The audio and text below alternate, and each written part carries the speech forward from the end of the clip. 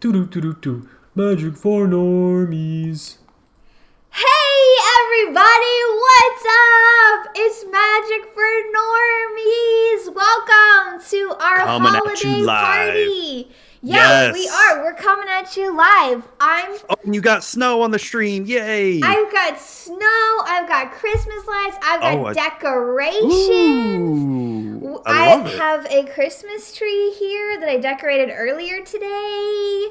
Yeah. I mean, I'm totally ready for this Christmas party. Hey Right. friends, welcome. Hey Hey, Colin. everybody. Hey Baltan, what's up? Y'all know me. I'm Pixie Kitten, and y'all know Zuby. This is Magic with Zuby. Yo, it's Zuby in the house. What's up, Zuby? I love your holiday hat. It's Yes. good. Yes, I was just saying right before we go live, like this would be the kind of hat Peggy Bundy would wear in Married with Children. It is. I love the cheetah pattern on the Santa hat. It's like, hey, I'm Santa, but I'm classy. Fabulous. I'm All right. so fabulous. Hi, I actually what up, have a- Willeg? Thank you for the follow. Oh, thanks for the follow. Willie G. Thank you. I actually have a Yoda Star Wars hat, Santa Claus hat, with Yoda ears and all that, but I could not find it anywhere. Oh, shoot. That would have been so cute. I know. Hopefully I can find it like before Christmas. I don't know. Yeah, I hope so. Hey, Pack Rack Fever. Hey, Data Storm. Hey, everybody. What's up? Hey, thanks for hanging out. Yo, it's the I noticed your thing in the background, meowy Xmas to you all. Yeah. It's a cat theme because I'm Pixie true. Kitten. Hey, and you have like this leopard print going on, so we're just that's true. keeping up with the cat thing. That's right. I love All it. I'll need for is one of my cats to jump up and join me. I can't wait. It'll probably be Prim because she's been all over me today, like Aw. insanely all over me. Oh, she loves you. She just loves you. There's nothing Yeah. wrong with that. It's a little bit too much. You're being Sometimes. smothered. You're being smothered with love. Sometimes. Pack Rack Fever, I don't get it. You mean you don't get the meowy Christmas? Meow. It's like what a cat would say. Like, instead of Merry Christmas, meowy Christmas. Baltic, when you think class, you think leopard print. I know I do. So, yeah, heck yeah, that's nice. So yeah, we have a really fun podcast planned for y'all tonight. We're going to this is the last Magic for Normies of this year of 2020. This year. Yes. So yeah, we're just kind of doing our end of year sort of wrap up episode and yeah, holiday party. So we're partying hard. I have my little bit of my favorite beverage here. I'm partying tonight. I'm not really partying. I've got water. You know what though? Water's great. Everybody needs water. Like you would die without it. So that's wonderful. Sure. Very true. Yeah. I haven't had a drink in I don't know how long now. Okay, well, that's fine too. You know what? You don't need to have a drink to celebrate. You can celebrate with water or whatever. Sure. Yeah. No, I just haven't bought anything in like I don't even remember the last time we bought any alcohol. I don't know. We're just not big into buying it Yeah. and all that. Yeah. And that's, totally fine. Save it for a special occasion if you want, or for never. That's fine too. Data Storm, I just had hot cocoa with Chips Ahoy. Wow. That sounds good. Yeah, that does sound good. So yeah, Love Dev is already starting with the perfect for the holidays puns, the cat puns. Oh, the puns. But hey, Lev, thank you for being here. Yes, Cats thank don't you. understand Christmas. Okay, I'm gonna 100% disagree with you, Efren. My cat understands Christmas perfectly. She climbs up the Christmas tree. She loves it. She is in love with my Christmas tree. It's her soulmate, okay? So she understands Christmas just fine. Oh, and my black cat Katniss understands it just fine. She lives underneath the Christmas tree until we take it down. Oh, does she really? Oh, That's where she will stays? she will not leave it. I mean, of course, to like go sleep, or, to go eat and Yeah. kitty litter and all that, but she'll be there the entire time. That's where she just wants to chill when it's there. Just underneath the tree. She probably feels like she's like outside and she's like, I'm an outside cat. I'm living my best life. I'm here like under a tree doing my thing. She likes to think she's an outside cat. Well, that's fine. Do it. You do you, girl. Do it. So, hey. Oh, whoa. Okay. We got a hat flip going on over here. We got a hat flip going on. I tried. It's okay. You didn't succeed, but it's fine. So let's start with our current news or announcements. What do you have going on, Zuby? God, not much. As far as like anything Magic related, or otherwise. Even that, I mean, yeah, we did experience a little bit of a tragedy in the family last week, and it was something a little bit unexpected, and we're working through that. Yes. Very sorry to hear about that, and we did miss you, but perfectly acceptable to take time off when you need to. That's what you should do. No, and I've definitely needed it. Other than that, it's just I would have thought work would have been a little bit slowed down this month. Mm-hmm. Holy crap. It is not slowed down at all. Oh, no. Oh, my God. And I've only got one more day left of work left for the year, and I'm going to try to do nothing. Awesome. I mean, if my boss is watching, I'm doing everything. I'm working so hard. Does your boss watch Magic for Normies? Well, he knows about my podcasts. Okay. So, in case. Okay. I mean, if he's watching this, hi, Zuby's boss. What's up? That's all. Hey, that's it. That's all I've got. Other than that, like as far as Magic goes, I'm actively working trying to sell my collection.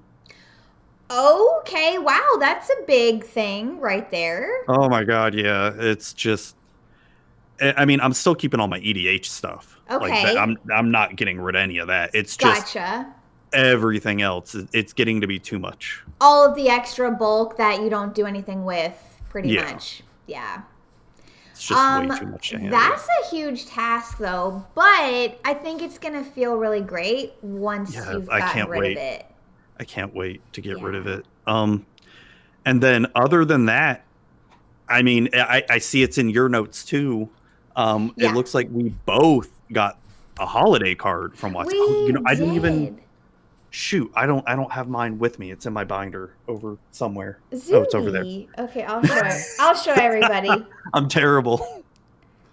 It's the Wizards of the Coast holiday card. That's what I was going to talk about. It's pretty much the only thing I've had going on lately. It's really cool. If y'all haven't seen it, it's called Top Deck the Halls. Lev, I saw that you got one too. That is awesome. Oh, awesome. Yeah. It's pretty cool. So, Wizards sends these out to content creators. I don't know how they pick and choose or what. It just shows up. But because we got one last year. That was my first time ever getting one last year. That was my first one too. Yep. And it's just really cool because I know it's like a special card and it's, imprinted. It says Happy Holidays 2020. So, yeah, it's just really neat. It feels really special and I appreciate it. So, yeah, I was happy to receive that. I love it. Anyone who's anyone gets these cards. Oh, I guess we're someone. Well, let me do the flick of the hat. Of course we are. I mean, we do have this really popular podcast called Magic for Normies. Mm-hmm. You may have heard of us. Yeah. If you're here, you definitely have. So there's that. Yes. I haven't really had anything going on. I haven't done too much lately. I mean, I had my tree decorating stream earlier this afternoon where I decorated my tree with my patrons and Twitch subs names. So that was really fun. And then you've been playing some EDH too on stream with some people. I have played some EDH on stream with a couple of people.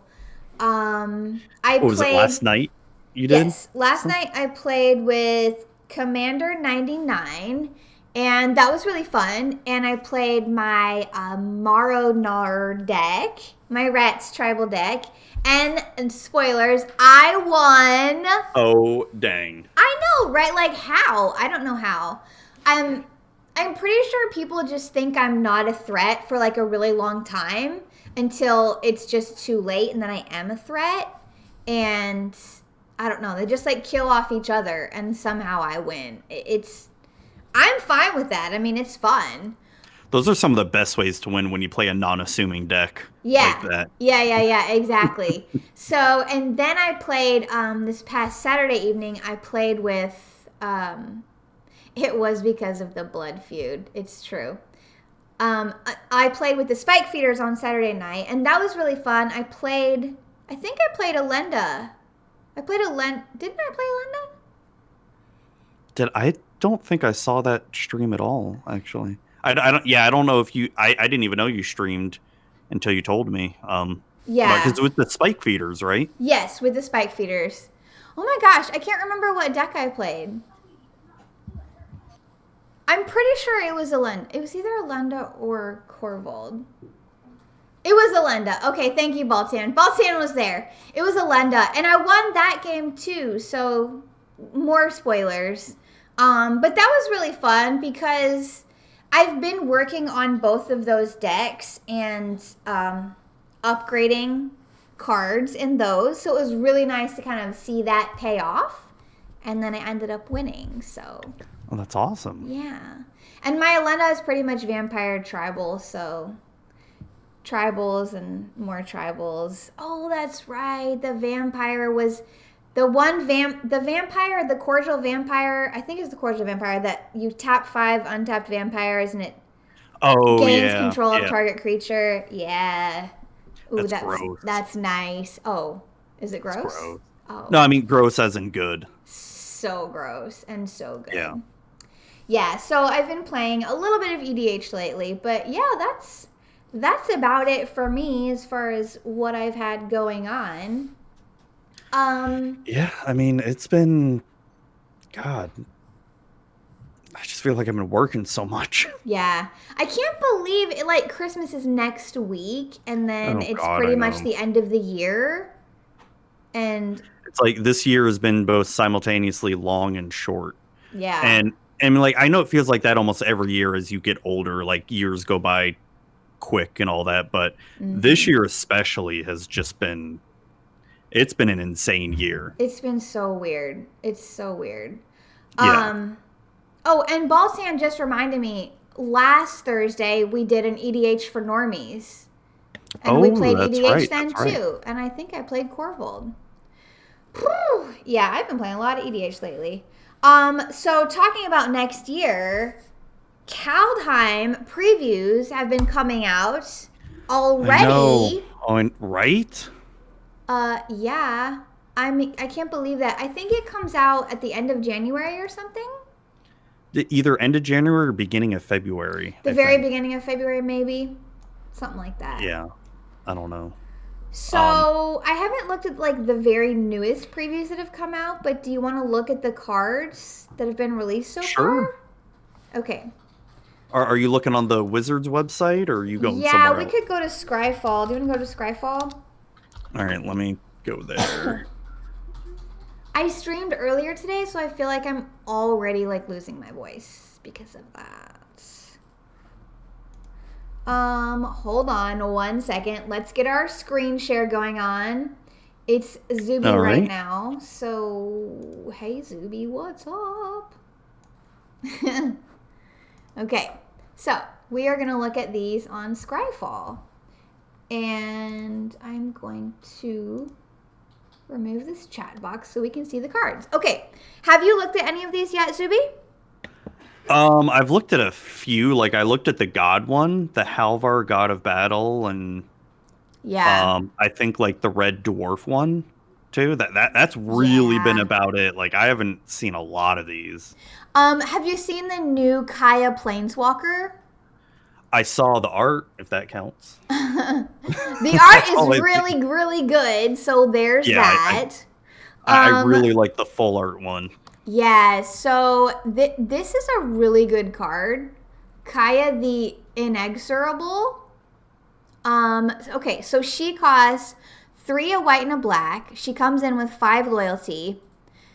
If you +1 her, it says put a ghost form counter on up to 1 target non-token creature it gains when this creature dies or is put into exile. Return it to its owner's hand and create a 1/1 white spirit creature token with flying. So that's pretty much Kaya's ghost form on a planeswalker. So you put ghost form counter up to 1 target it gains, or tries to exile it, or is put into exile. Right. Return it to owner's hand and create a 1/1. Ooh. Yeah, so you know the card Kaya's ghost form, right? It's an enchantment aura. And it says when this creature dies, return it to its owner's hand. I don't think it creates a spirit. No, I don't think normally it does. Yeah. But when this creature ooh, that is really good. But that's what her +1 does. It is really good, right? Like that is so good. Or even put into exile. Oh my gosh. So that'd be really good in like your Alenda deck and stuff. Or even any kind of like Teysa sack. Oh my gosh. Deck. Yep. Holy crap. Yeah. So her -3 is exile target non-land permanent. That's pretty good. Yeah, that's not bad. You can easily get rid of something the moment you put it down. Except for a land. Yeah. And then her -7, you get an emblem with, at the beginning of your upkeep, you may cast a legendary spell from your hand, from your graveyard, or from among cards you own in exile without paying its mana cost. Holy crap. Like, it's a legendary spell, though. Okay. Yeah, it's a legendary spell. So there's at least some downside to it. Yeah. But honestly, it's still really good. Right. Like the +1 is super good and the -3 is super good. This is an overall really good Orzhov Planeswalker. Yeah. Holy crap. I'm really happy with it. I think it looks good. Oh, Lev just mentioned like using her Kaya's ghost form with adventure creatures. Yeah, that's good. Goes back to your hands. You get to do their adventure again. Oh. Well, are there any good? Well, there's the Murderous Rider. Yeah. That's black. There's also that. There's a couple of white ones. Yeah, Giant Killer. Oh, yeah. And there's a few other black ones, too. Ooh, yeah, that wouldn't be bad. Even if you do something like Abzan. Mm-hmm. And have some of the good green ones. Yep. Too. Ooh. Do legendary creatures count as a legendary spell? I mean, I think yes, right? So you may cast a legendary. Yeah, it would. A legendary spell. So a legendary creature. Oh, so this would also be the cards from Dominaria where they have like legendary sorceries or something, or legendary instants, stuff like that, where you can only cast it if you have a legendary creature out. That'd be really cool. Yeah.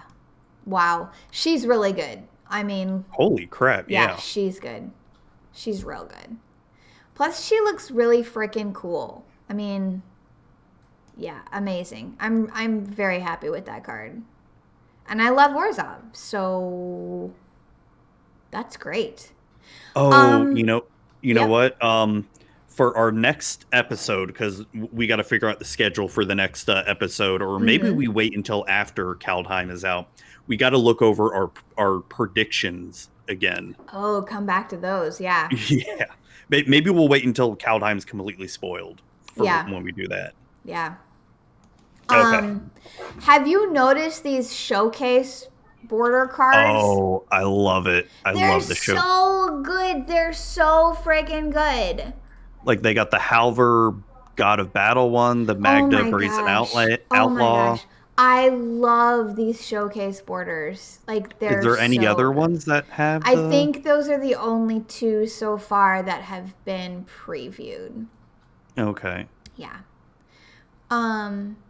Datastorm was saying Kroxa and Uro get nasty with her. With Kaya? Well, wait a second. So you can Well, so I guess when you get it to escape. And then if it were to die, it'll just go back to your hand, and then you just cast it in. But then it'll die again because it'll escape. Or, Oh, when you ultimate her. Oh! When you ultimate. Oh, without paying dang. its mana cost. That is gross. Oh. Okay, let's ban this card. No, let's play it with Kroxa. Let's play it with Kroxa. That would be good. Holy crap. Let's look at these cards that have the showcase frame. So Halvar, God of Battle. I actually haven't looked at this one yet. This one looks badass. So he's a 2 double white legendary creature god. 4/4. Creatures you control that are enchanted or equipped have double strike. Holy crap. So you know how I was talking about Voltron decks before? Yes. In Discord, where it's just all auras and equipment and all that? That right there, having this as your commander, just that first part, is amazing. Double strike is really nice. Yeah. At the beginning of each combat, you may attach target aura or equipment attached to a creature you control to target creature you control. So you can basically move stuff around at the beginning of each combat. That's awesome. So let's say, I don't want this creature. I don't really want Halvar, God of Battle. Oh, look, he flips. Yeah. He flips into Sword of the Realms for 1 and a white. So it's a modal face double card, just like we saw in Zendikar Rising. So we have the choice. Yep. So it's a legendary artifact equipment. Equipped creature gets +2/+0 has vigilance. Pretty awesome. Yeah. And whenever equipped creature dies, return it to its owner's hand. Even awesomer. Wow. Yeah, that's really good. And it's a cheap equip cost too, just 1 and a white. I like that art too. That looks awesome. Wow, that's amazing. Yeah, that card is awesome. I love it. Let's look at the dwarf one with the showcase frame. Magda, Brazen Outlaw. I love that art. Like the art is so good. Like when I compare, like I like Halvar's Norse like showcase art, but the Magna one looks, I don't know, to me way better. Maybe because of the dragon in the back or something. I love it. The dragon is so good. I just love this style this is done in. That'd be a cool tattoo to have something like that, you know? Oh gosh, that would be extremely detailed. But yeah, I'm sure it would look amazing. Wow. So this one is a Dwarf Berserker. It's a 2/1. Other dwarves you control get +1/+0. So I guess we're doing Dwarf Tribal. Whenever a dwarf you control becomes tapped, create a treasure token. That's pretty nice. Sacrifice 5 treasures. Search your library for an artifact or dragon card. Put that card onto the battlefield, then shuffle your library. That's insane. That's nice. I like that. That's really good. Yeah. And that makes Dockside Extortionist really freaking good with this card. Oh, is that a dwarf? No, that's a goblin. It's a goblin, but it makes treasures. Yes, it does. Yeah, 7 dwarves. Yeah, for sure you want to play that with this. Yeah, it looks so cool. I just love the art on this one. On the showcase. Yeah, dude, I just want the card for the art. No, I know, right? I'm really excited. Have you seen Rampage of the Valkyries, the Orzhov enchantment? No, I have not. So it's an enchantment. It costs 3 white and a black. When Rampage of the Valkyries enters the battlefield, create a 4/4 white angel token with flying and vigilance. Whenever an angel you control dies, each other player sacrifices a creature. Ooh, and there's a lot of ways to make I love angels. Yeah, too. there's angel support out there for sure. Oh yeah. There is. Hi Kiryu, what's up? Hey. Hey Kiryu. Hi. I really like this. I want to do Angel Tribal, and listen, I want to make my Lisa deck, okay? I want to make my Lisa EDH deck. Do it then. Okay, but I have to get a Lisa first, though. You haven't opened one up yet? No, I haven't. I guess I'm gonna have to do it through CardSphere. Because I haven't opened one. And I opened an entire box. Oh yeah, that's right. That's okay. Right. It happens. I don't know. Have you seen any of these other cards? I guess I really haven't that much. Did you? Yeah. Did you see that they're doing like the flip lands again? Yeah, they're finishing the cycle for the flip Okay, lands. so it's the rest of them. Yeah. Yeah, it's the rest of the colors. So That's cool. I like these flip lanes. Like, I'll be honest. I mean, I know they're not the strongest lands and all that, but I think as something as far as casual goes, and Yeah, like they don't enter tapped, and you have the option to pick one color or the other. Like, I think they're pretty good. yeah, for sure. And they help you with the color fixing. Exactly. You know? It's great. Yeah, I like it. Oh, here's one more that I haven't seen with the showcase frame. It's Sarolf Realm Eater, a legendary wolf. So it's a 1 black and a green legendary creature wolf. Whenever a permanent an opponent controls is put into a graveyard from the battlefield, put a 1/1 counter on Sarolf Realm Eater. At the beginning of your upkeep, if this has one or more 1/1 counters on it, you may remove all of them. If you do, exile each other non-land permanent with converted mana cost less than or equal to the number of counters removed. This what? Whoa! Wait a second. Dang! Wait a second. What? If it has a counter, you may remove all of them. If you do remove all of them, exile each other non-land permanent with converted mana cost less than or equal to the number of counters. Oh. Okay, so you can choose how many to remove. Yeah, well, you may remove all of... Well, no, I think you can only remove all of them, but it has to be as many as what you want to get rid of. Yeah. Okay. So if you remove 1 counter from it, you exile each permanent that costs 1 mana or less. Gotcha. Okay, so wow. Even 0 cost mana, including tokens and stuff like that. Oh. If you remove all of them, no matter what all of them is. Yeah. Whew, oh, okay, man, I'm going to get it. I'm going to get it eventually. Don't you worry. Oh, and it doesn't exile itself because it exile each other non-land permanent. Okay, cool. So it has protection from itself. Whew. Oh my god. I'm trying to understand. It is a bit confusing, but the one card I see that could be really good paired with this would be Dictate of Erebos. Whenever you sack something, each other person has to sack a creature. And so that way you're just getting more 1/1 counters on this thing. Yeah, gotcha. Board wiping. Well, only a permanent an opponent controls being put into a graveyard. Oh, well, yeah. That's what I'm saying. Dictate of Erebos, gotcha. As soon as you sack one of your creatures, everyone else has to sack something. So, but this would get rid of all of your own creatures too, potentially, just not itself. Exactly, yeah. Huh. It's kind of weird.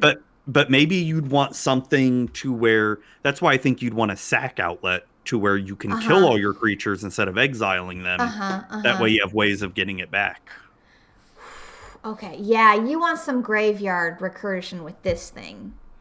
Yeah, for sure. All right, okay. Oh, and Lev made a good comment. It gets bigger by opponent's fetch land. Ooh, that is true. Because it's not just creatures, it's any permanent. Yeah. And it is exile, not just destroy. You're exiling all of them. That is really good. Okay, wow. I don't know if I'm smart enough to play that card, honestly. Yeah, there's going to be some people that are going to figure out ways to abuse the crap out of that, and I'm sure. I'll be interested in seeing that and sit back and then cry as someone plays it against me. Yeah. Let's look at Giant's Grasp because somebody mentioned that in chat. First of all, I just want to look at this art. Where's Giant's Grasp? It's a blue enchantment aura. It costs 2 colorless. Oh, here we go. A blue and a blue. Enchant Giant you control because apparently giants are a thing. When Giant's Grasp enters the battlefield, gain control of target non-land permanent for as long as Giant's Grasp remains on the battlefield. I love the art of that. And I love the flavor text too. It's so funny. It's so funny. Behave and you'll be a fine pet. Bite me in your ammunition. It's a Flinging bear. I love it. I love it. Oh, I love that flavor text. It's great. Yeah, it is great. Baltan, so you're saying I should build Sarolf. I mean... No. Baltan. Yeah, you should, because I can't. I'm not mentally capable of doing it. Baltan's the worst. Baltan is not the worst. Baltan's the He's best. not at all. He's not at all. Just when he plays Seraph, he's the worst. It's not even a card yet, though. Oh my gosh. Yeah, so, I mean, that's pretty much Kaldheim. I mean, we usually do more of a review. Yeah, when there's a lot more cards. When there's more cards out, yeah. So, I don't think we'll go over a ton of them tonight. Yeah. But yeah, like, they're already previewing stuff, and it doesn't come out till February, so... Oh, here we go. Gonna be here before we know it. It's true. It's true. It really is. I'm excited, though. I'm really excited for the sets that are coming out this next year. Oh my gosh, yes. I know. They did reveal the Commander Precon Legendaries too. Oh, they did? Did they now? Oh. I'll have to check that out. Yeah, I didn't see that either. Yeah, I'll definitely have to check that out. So, let us move on to our next topic, which is we have actually a lot of things to talk about. Yes. All of our end of year picks. So, yes. We're going to go through all of our favorite things from 2020 because, yes, 2020 sucked. Yes, it was a terrible year. Yes, we all want to forget it. But we're going to try not to dwell on that. And we're going to look back on 2020 and think about what were some of our favorite things from 2020. So, first things first. Our favorite Magic the Gathering set from 2020. Yes. You want to start with your first one? Sure. So, I have two. Yeah, we both have two. Yeah. So, my first favorite set from the year 2020 is Jumpstart. So good. Which I really, really liked and I really enjoyed. And I had some trouble getting a box of Jumpstart when it first came out. They were like really hard to get. But I eventually got one and I have played it a handful of times and it's really fun. Like, it's really fun. I really like it. It's super casual. It's a great way for normies to play Magic. You don't have to do anything but open the packs. You don't have to look for lands. You don't have to think about it. You just play it. And I really like it. I think it's a really fun product. And there are actually some good cards in it, too. Oh, yeah. So, yeah, Jumpstart was my first favorite set. My other favorite set was Commander Legends. Obviously. I mean, I think that goes without saying, right? Like, everybody has loved Commander Legends. Oh, we had so much fun playing the sealed of it, and there's so many good cards in it. Yeah. It's great. It has just been such a great set. And it, like, because 2020 is the year of staying home, I feel like EDH has really kind of picked up. I mean, it has for me personally. Yeah. I never played it before, and because everybody's, able to play virtually now, I feel like it's really grown. And then for Commander Legends to come out this year more towards the end of the year, it's just been great. So, yeah, it's had so many amazing cards.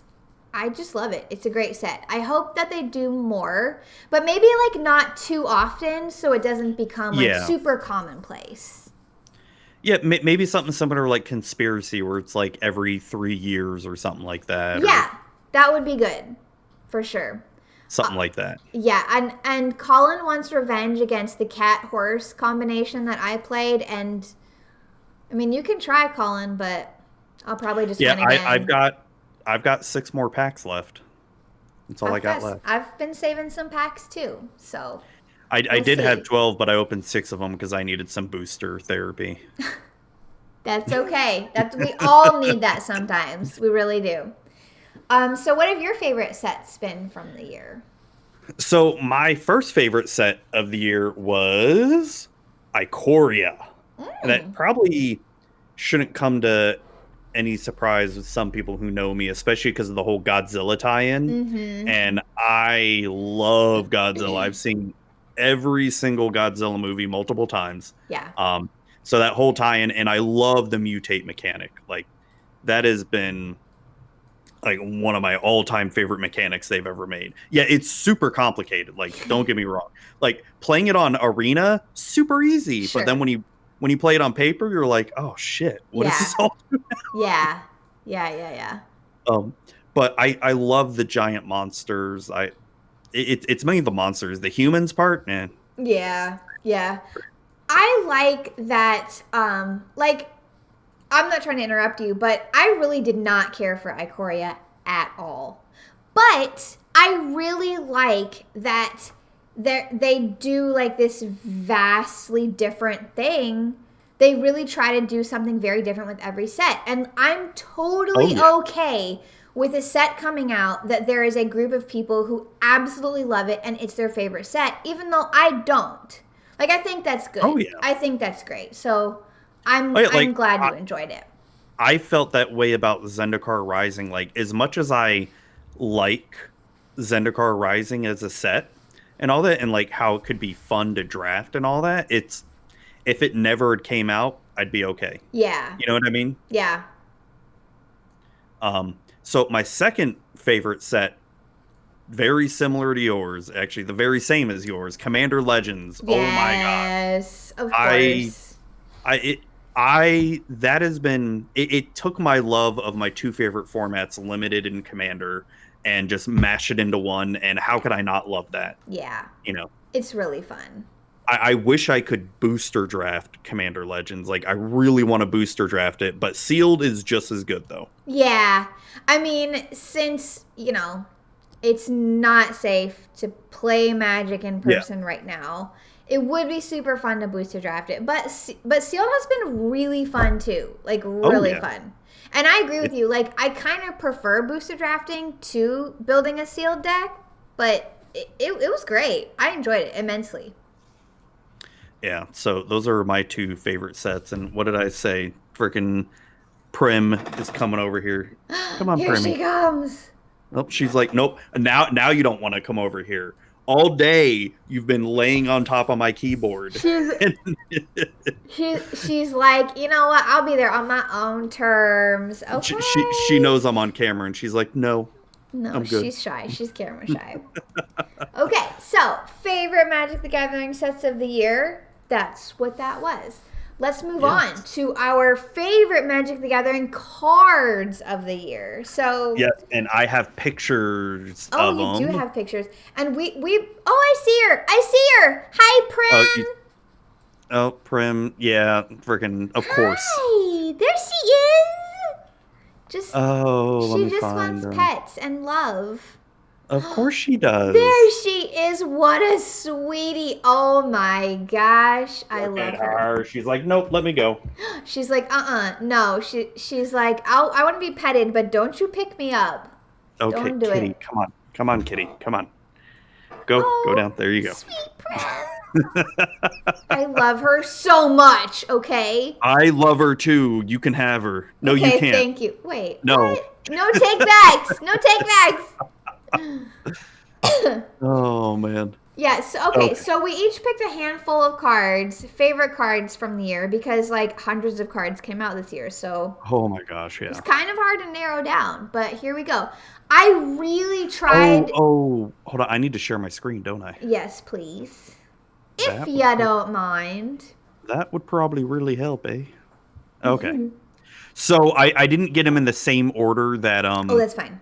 You put them in. So. Yeah.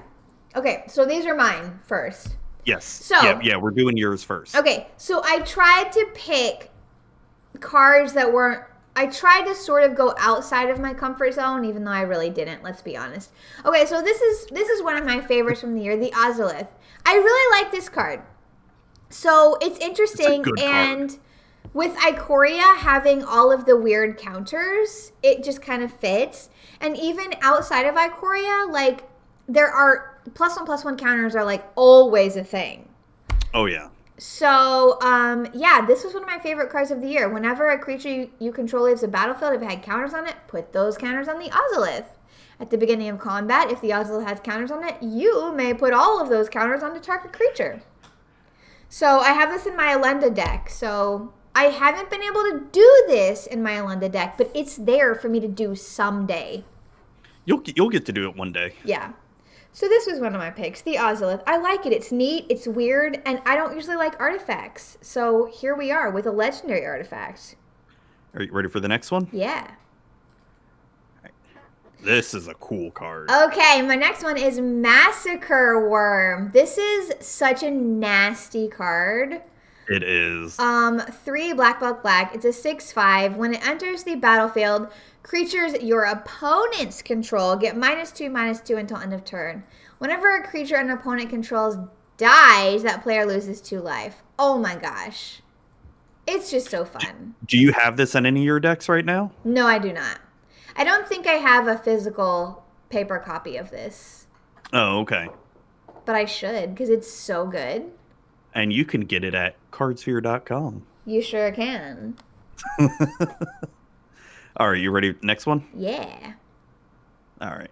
Okay. I was surprised at this one. Okay, so this is a rando one. I think this is actually a reprint, isn't it?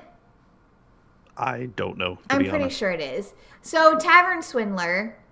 It is the 2/2 human rogue where you can tap it, pay 3 life, flip a coin. If you win the flip, you gain 6 life. Listen, it's just weird, it's silly, and it's random, and it's wild, and it's chaotic, and I love it. And I want to build a chaos deck, and I want this card to be in it. I want to build a whole flip coins things deck. Do it. That'd be fun. Yeah, it would be fun, right? So yeah, that's why I picked this one. I just like it. It's not really very good in anything, but I still love it. I love her. She's cool. No, it is a good card. Yeah. Especially if you have a certain vampire on your hand. A certain vampire. We shall not name names. Oh, or maybe we shall. Maybe we shall. It is Vito, Thorn of the Dusk Rose. Oh, I love Vito. He is Elenda's Thorn, and I love that flavor. Yeah, so Vito says whenever you gain life, target opponent loses that much life. Pay 3 black. Creatures you control gain lifelink until end of turn. Yes, go Vito. Go do your thing. Drain everybody. I love it.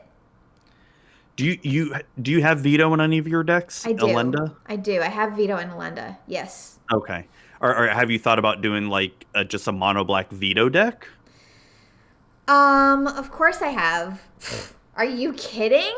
But like I really want to branch out and build things that are not the same exact thing as everything else I have. I got you. So I haven't done it. I'm pretty sure I have Vito in a couple of my decks. Maybe I only have him in Elenda. But okay. Yeah, I'm trying to branch out, okay? Yeah. Trying. Keyword here. Freaking cat.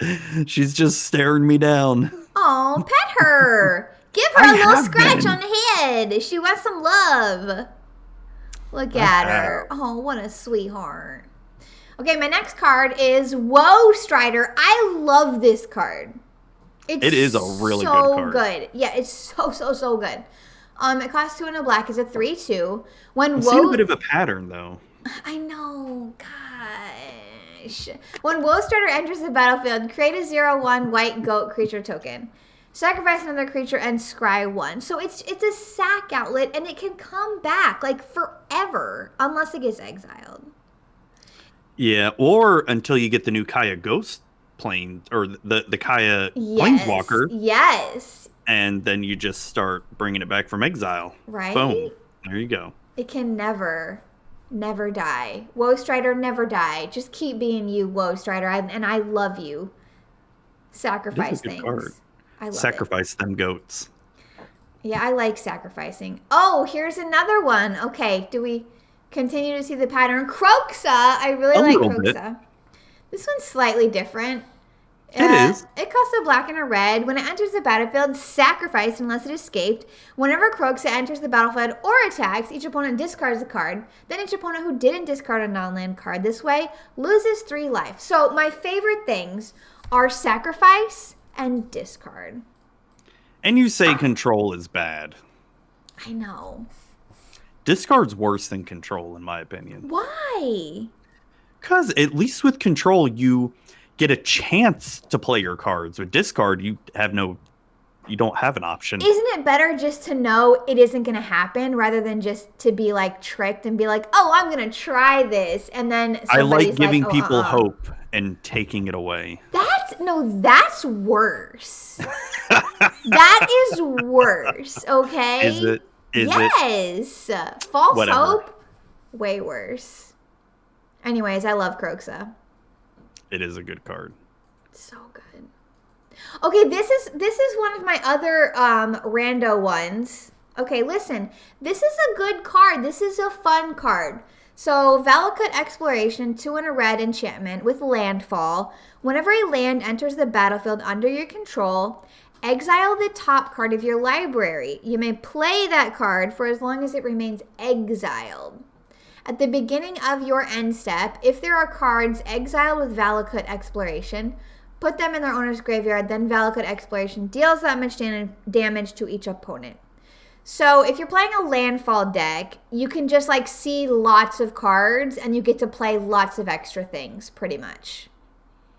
No, it is a good card. It's a great card. Even if you don't get to play them, you get to deal some damage to people. Exactly. You get to deal some damage. So yeah, that one is one of my favorites. I think it's fun. I think that is the last one. Yeah. Because I don't have any others. Those are my favorite cards of the year from Magic the Gathering. And Oops. I picked some stuff. It's okay. I picked some stuff from Ikoria. So, haha, I didn't completely hate that set. I only mildly hated that set. Only mildly. Yeah. No big deal. It's fine. All right. So what have you got? Well, let me share my screen again. I didn't realize it would cut it off. Are we back on the... Mm-hmm. Are we back on showing it? As Yep. I'm like scratching my nose because it itches. All right. So my first favorite card of 2020 is slowly becoming one of my favorite commander decks, Otrini the Ever Playful. Okay. From the Commander 2020 set, the legendary creature Nightmare Beast, you can mutate it. And then this has trample. It's a 6/6. Whenever this deals combat damage to a player, return target creature card with mutate from your graveyard to your hand. Interesting. Super fun commander. Let me I know the other Sultai commander, mutate commander, I think is better, the Brokos or whatever, but I like Otrini more. Yeah. I have this precon. I should try it because it seems fun. I like graveyard stuff. It is. It's fun. It's a lot of fun. Mm-hmm. It's got potential for sure. I'm surprised this didn't make your list here, Pixie. I know. Falthus Shadowcat Familiar. I haven't even played this card yet, and I do plan on making this a partner commander. Mm-hmm. But first, it's amazing. Commanders you control have Menace and Death Touch, and it's a 2/2, and it's so cute. It's so cute. And you can have it lead your army or have it be a pet. Yep. I have played that in our sealed I know. game as my commander, and it was so good. It was just like the most legit. Terrible. It was terrible. It was so good. Like I destroyed all of you. You did. You completely wrecked all of us. It wasn't even close. I'm going to be honest. I know. You wrecked us. I even held back. I want you to know. Like, I did. Oh, dang. I did. Oh, dang. Yeah. Are you sure you're not secretly a Spike? I'm not. I just accidentally built a really good freaking deck one time. Like, what happened? I don't know. Next one is Rograk. Oh. Son of Roga. So good. The 0-cost Kobold. He will lead the army into battle with his pet kitty. Yep. With First Strike, Menace, Trample, and Partner. So amazing. I love it. And I love the art. It's so cute. Strength is relative. I love it. Yeah. Yeah, you just pump them up a bunch. Just go, Rograk. Just do it. Yes. I want to make him like into a D&D character too with a pet cat. So cute. Do it. Uh-oh. All right, next up is Shark Typhoon. We've lost your screen. Oh no. Hold on. Let me sorry about that. Technical difficulties. Let me share the screen instead of There it is. Okay, there we go. I'm sharing the display instead of the application now, so hopefully it's better. Well, I don't know what that was, but oh well. Okay. So next up is Shark Typhoon. Yeah. I mean Sharknado, and then whenever you cast a non-creature spell, you create a XX blue shark creature with flying. I mean, that's amazing. Zuby, why? Because it's amazing. Okay. Flying sharks. I mean, come on. Typhoon. And you can even cycle it and get another shark with flying. Uh-huh. You know, I think I had this card in a fling deck that I was playing. I don't know why. Yeah, it's good though. Okay. You should like. Oh, Pixie, this card went up in price too. It's like $15 a pop. The Shark now. Typhoon? Yeah. Oh, dang. Wow. I know, People love right? it, huh? Okay. Next up is how could I this is like probably one of my favorite cards from M21, Fiery Emancipation. It's good. And went right into Torbrand. If a source you control would deal damage to that permanent player, it deals triple that damage to that permanent player instead. I do not want to play against your Torbrand deck, please. No, thank you. You've never played against it? Oh, you will. I think maybe I have once, but I don't want to play against it ever. You will. Why? I mean, it's at least games will go fast, unlike Grand Arbiter.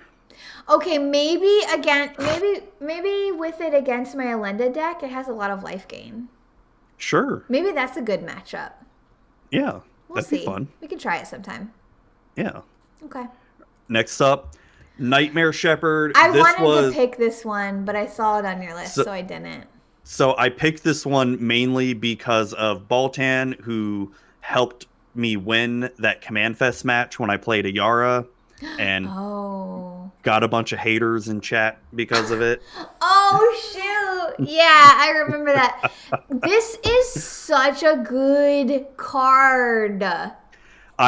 So what helped me kill off like 2 players right away was I had 14 devotion out, play Gary, do 15 devotion damage, sack Gary, bring Gary back. Do it, Gary. Do your worst. I mean, love it. Gary, why didn't I put Gary on my list? He was released this year. I mean, I know he's a reprint, but yeah. Damn, forgot about Gary. I'm sorry, Gary, buddy. It's okay. It's okay. The Nightmare Shepherd is so good, though. I love this card. I love this card. Yeah. It's in any kind of sack deck, even not just like sacking, right? Yeah. If you're just in general, your creatures are gonna die. That's what people do. They kill your stuff. Yeah, and especially if you have some good ETB effects, it's great. Oh, it's so good. Next one. All right. I love this card. Ruin Crab. Oh my god. Zuby. Hey, you had a theme, I got a theme. All right. Yeah, your theme is gross. My theme is misery, I think. Yes, it is. Whenever a land enters the battlefield under your control, each opponent mills 3 cards. I love it. You're evil. You're evil, Zuby. I know.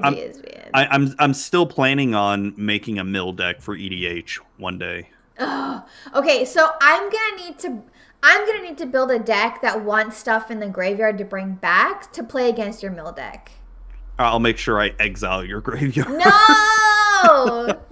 No. Yes. Oh my gosh. All right. What are we gonna say? Oh, Ashias, Soul of the Wild. Ooh, yeah, this is a good one. I mean, how could I not pick this one after I built that meme deck with like the 50 forests? You did. And I mean, it's not a good deck, but it's fun as hell to play. Just ramp up a bunch, then turn my forest into creatures. Yeah, I mean, it's not a bad deck, that's for sure. It's fun. It's a fun deck.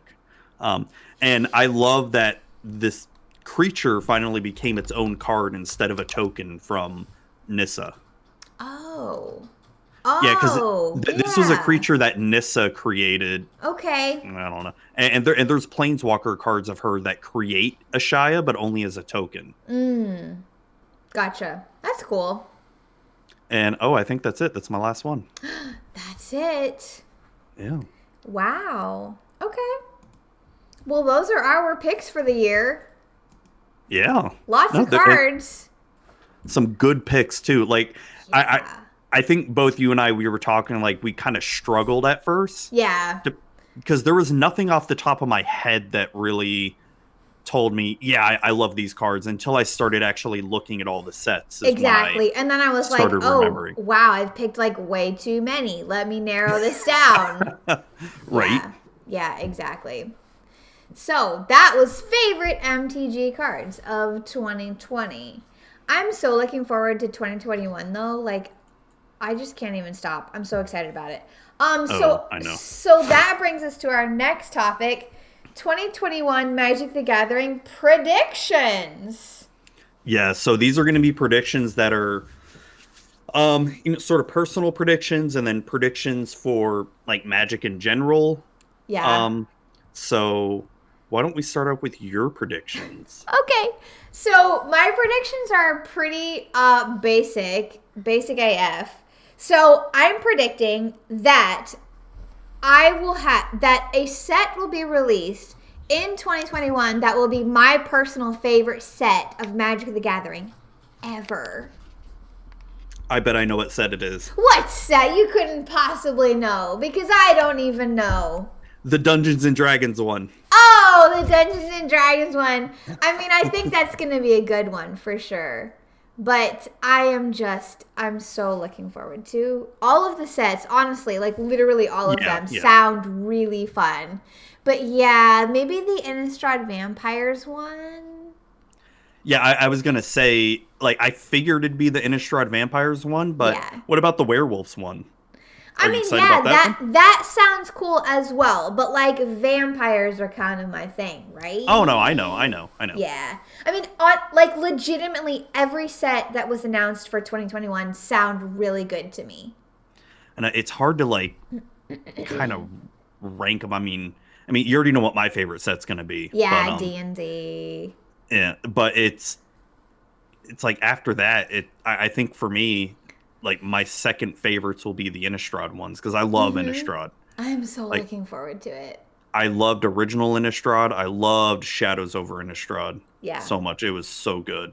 And I didn't play when any of those were, like, the newest release set. Oh, that's right. So this would be my first Innistrad. This would be your first one? Oh, my God. We definitely have to play some sealed. Yeah, of course. Oh, my gosh, because... Like every single Innistrad set that I've played, the limited environment has been so good. Really? Okay. Yeah. That's good to know. I'm super excited. So one of my 2021 predictions is that my personal favorite Magic the Gathering set ever will be released in this year, which obviously isn't really that far-fetched. My other prediction, I am predicting right now that in the year 2021, Magic for Normies will get a preview card. That's it. I've said it. We will. It's happening. We've actually been kind of trying behind the scenes. Well, of course. We've been trying behind the scenes, and it's like, I don't know. Yeah. I mean, it is what it is. But But my prediction right now is that we will get a preview card for this podcast in the year 2021, and it's going to be glorious. And I'm just going to sort of like will it into existence. So I'm just saying it's going to happen, and then it will happen. Efren, they'll be offered one and turn it down because it's unpaid. Oh, God, please, no. We're not getting into that discussion here. I don't want to talk about that. I don't want to discuss. I don't want to talk about that. No. Should we, though? No. Okay, we're not going to talk about it. So those are my predictions for 2021. What about you, Zuby? Friggin' Efren. So my first prediction is the best Magic the Gathering set of all time will be released in 2021. Of all time? I'm saying it's going to break records left and right, and it's going to shatter, barriers and the glass ceiling and all that stuff. The glass ceiling? And that is the Dungeons and Dragons Magic the Gathering set. Oh my gosh. I mean, I think it's going to be pretty good. So, it's going to be maybe so. Amazing. It's gonna be oh amazing. My God. All right, Wizards, if you're listening, if I don't get a preview card for D&D, for everybody listening, I'm doing the two eyes thing to the camera. All right? I'm watching you. We're watching you. And if we don't get a preview card for like Innistrad 2, especially for Pixie, all right. Yeah. We'll just go play Legends of Runeterra. Sure. And also we'll play Hearthstone because we already love World of Warcraft. Yeah. Boom. Just kidding. We really won't.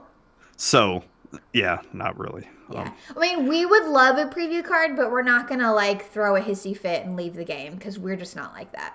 And we won't cry about it on Twitter. But anyways. I was going to say more, but I'm going to stop. Not that it matters. I mean, come on. So my other prediction, and I know this is probably not going to happen, but I would love for this to happen, though, because it is one of my all-time favorite video game properties, and it happens to be the 35th anniversary of the Legend of Zelda series next year. Ooh, in 2021. Wow, that's exciting. So how awesome would it be if WotC and Nintendo teamed up and did a secret layer of Legend of Zelda? That would be so freaking cool. I would. Oh my God! You would just lose it. I'd completely lose it. I wouldn't even play the cards. They'd go on my Zelda shrine. I don't know, like my Zelda shrine over there. You see it? The Zelda shrine. Yep. Yep. You would get like all the play mats, all the art prints. Oh, yeah. All of it. All of it. That would be amazing. That's your prediction? Like, you really think that's going to happen? It possibly could, and it would be perfect, too, to celebrate Zelda's 35th anniversary next year. Yeah. Why not with the secret layer? It'd make them a ton of money, both of them. I mean, they did a Walking Dead secret layer. Like, why not? This would be... this makes, like, way more sense than that. Who cares about Walking Dead? No one watches that, all right? You know? Is it even still on? Maybe? I don't know. No, but that would be really freaking cool. So if that happens, I'm down with that. All equipment from Zelda. Shield, sword, ocarina, bow. Legend of Zelda mechanically unique secret layer. I wouldn't even care about that. I'd buy it. I'm sorry, but WotC, I'd throw all my money at you. Throw my wallet at you. Please don't make any more mechanically unique secret layers because I just don't want to see the Twitter disaster about it. I know. I mean, I wouldn't like it, but I mean, I would buy it. If it was a Legend of Zelda one, I'd have to buy it. I'm sorry. Straight up. I'd have to. Straight up. That would be really cool. I would probably get that too. Yeah, those are my predictions. So those are our predictions. So we're gonna come back to this at the end of 2021, and we're either gonna be like, we're so freaking smart, or we're gonna be like, we're idiots. Like, what were we thinking? Like, oh, I really hope not, because both of our predictions are like, Innistrad will be your favorite, D&D will be my favorite. Let's hope they're really good, right? Right. Otherwise, like, how disappointed are we going to be if it's like, okay, Innistrad Vampires was terrible. Oh, God. Don't ever do a D&D set ever again, WotC. No, I don't want that to, that to be true. No, I don't either. Make an entire set of Seb McKinnon. I totally agree with that. Like, can Seb McKinnon do all of the art in an entire set? In the Vampires one, the Innistrad Vampires one? Would that be cool? Heck, I want to see some Seb McKinnon Islands. Ooh, that would be interesting. That'd be awesome. Wiley Beckert too. I'm down with that for sure. Yes. I'm just trying to be really positive about 2021, and we're just putting positive energy out there into the universe, and we are just hoping for the best. Yep. It's got to be a better year. It's got to. That's all we can do. Okay, so let's talk about, this has nothing to do with Magic the Gathering, but that's okay because we have a life outside of Magic the Gathering. Surprise, y'all. Surprise. We do? Yeah, we do. Yeah, we do. Favorite video games of the year 2020. So. And there were some good video games out this year. There really were. And, it's a good thing because it's the year of staying home and social distancing. Yeah. So for me, my favorite video games, I picked 2. These are very different video games.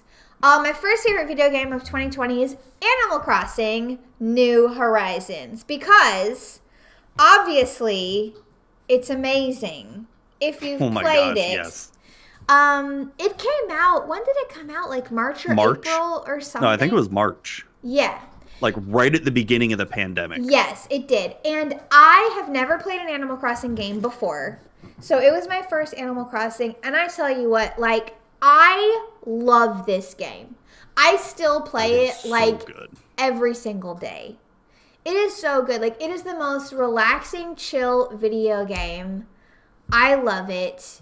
It's just my favorite. Like, I love it. It's just the best. I feel like people have sort of dropped off from it some, and like that's okay. That's fine. If it's not a long-term video game for you, that's fine. But I love it. Like the changing of all the seasons, all the Christmas stuff is out right now, and there's like snow on the ground. I need to check it out. I haven't checked it out honestly since it's so cute. Since Halloween. It's so freaking cute right now. It's so freaking cute. Like you have to see it. I love it. It was such a good game this year. And just like you, I'd never played Animal Crossing either, and just I got hooked instantly. I originally bought it for my kids, and then I'm like, no, I'm playing this now. Yeah. It was just a good game for staying home and not really having anything else to do and just chilling. Yeah.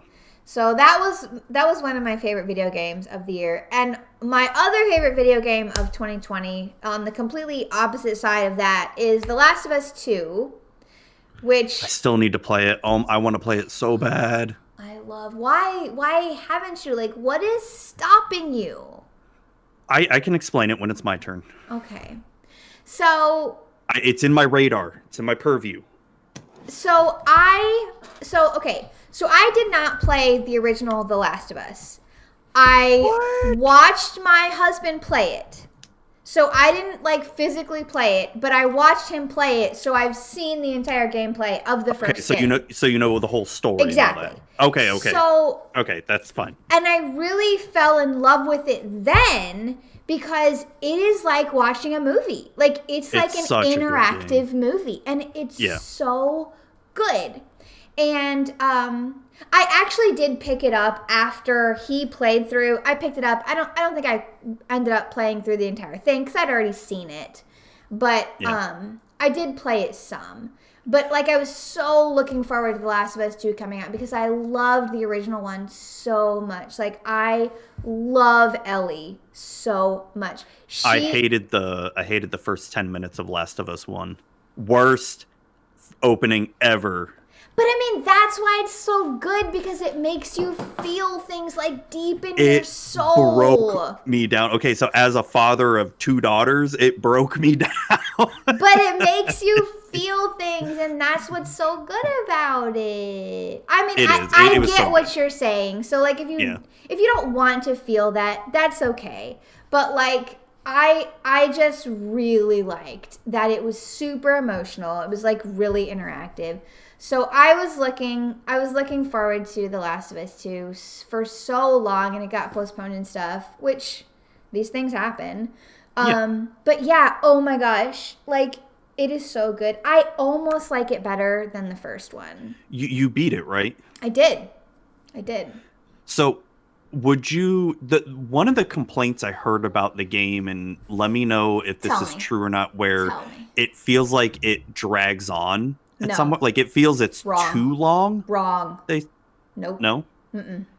So it doesn't feel like it's too long. It feels like it's the right. Honestly, it felt kind of short to me. Okay.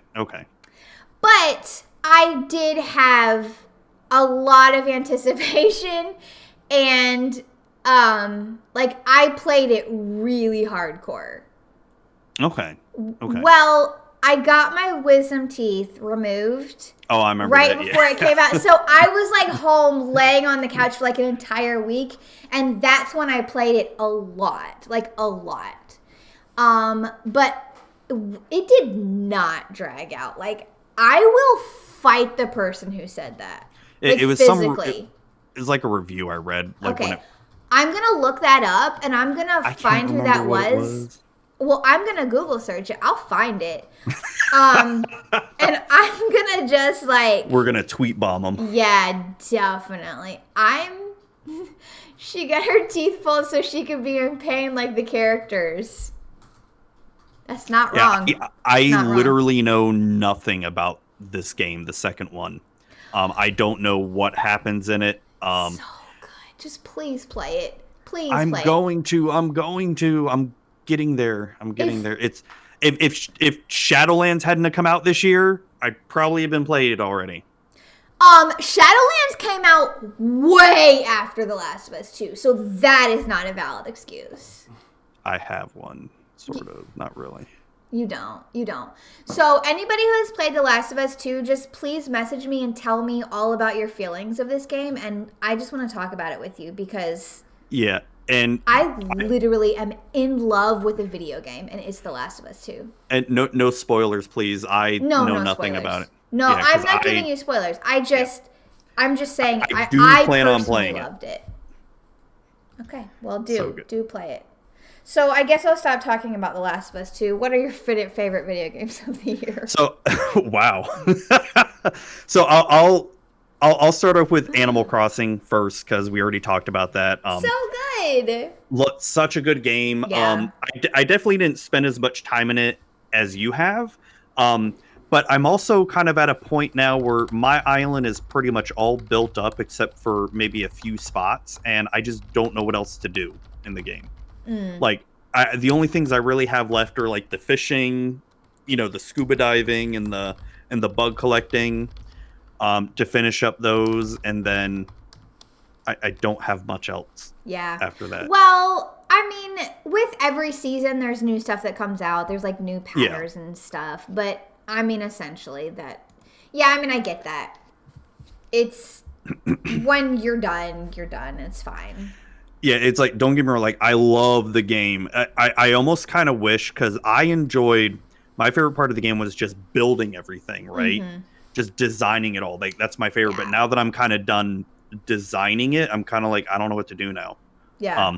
And I kind of wish there was, like, DLC that would, I don't know, give you extra stuff to build or something. You know what I mean? I mean, you could start over, like, if you really wanted to. Oh, I don't want to. I love my neighbor. You know how long I took to build that? Yeah, I know. I would never start over either.